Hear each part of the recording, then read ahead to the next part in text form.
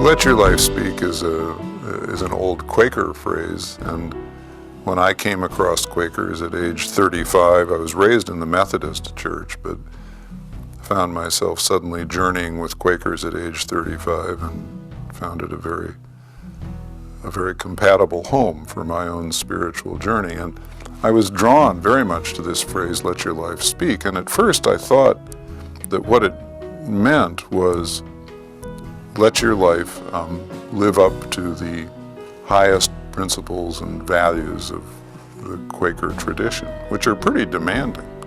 They're all about equality and nonviolence and community and justice, as are the principles of the Christian tradition at large. But I began to understand, with some help, I lived in an intentional Quaker community for 11 years, where 80 of us shared a daily round of meals and worship and study and physical work and outreach to the larger world. I started learning with some help that the real meaning of that phrase was listen to your life. Find out what your own heart and soul are yearning for in terms of your identity and integrity and how it needs to be more fully manifested in the world. Ask yourself if the life you're living is really your own, or is it being lived according to someone else's script? Is it being lived as mine was, more out of ego or an impossible ethic than out of your true gifts and your true groundedness, which God has given you. So if you listen to your life and try to manifest more fully who you are, made in the image of God, given identity and integrity as a child of God, and called to manifest that, express that more fully in word and action in the world, then you're letting your life speak. It's not about living up to an ethic that isn't yours or a set of values that sounds awfully good, but that you don't really embody in those sort of abstract ways that we tend to deliver our value statements to one another.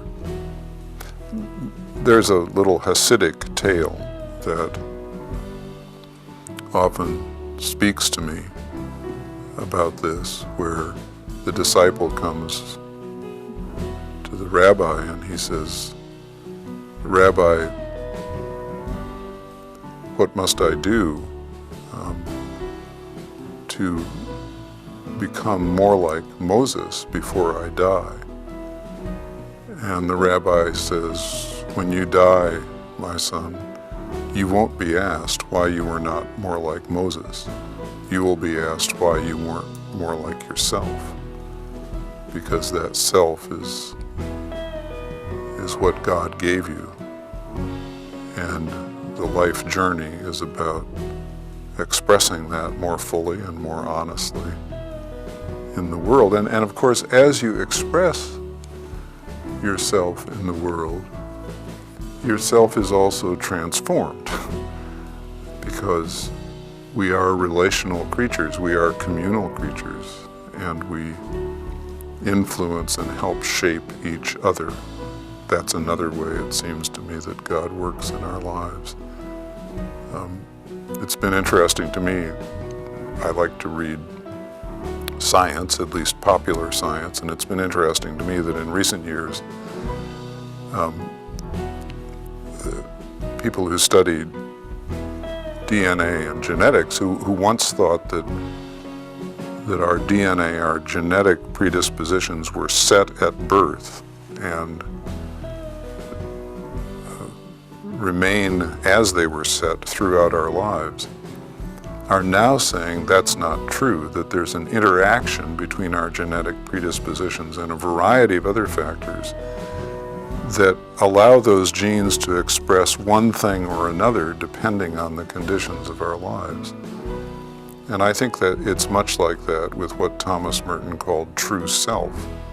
That there's a nub of humanity in each of us, a being, in human being, that is God-given.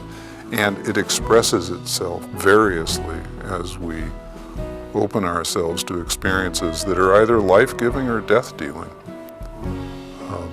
So I think Let Your Life Speak is about paying attention to all of that and trying to make the most life-giving choices you can in the midst of that very co-creative and interactive thing called being oneself.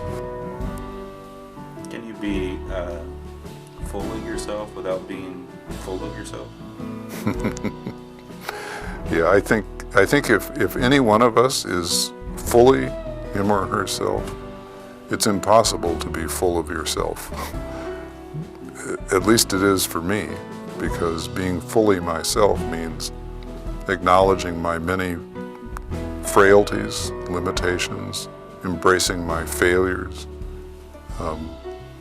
accepting the fact that I have lived and doubtless will again live some of my life in darkness, not light. And it's very, very hard to be full of yourself when you embrace it all.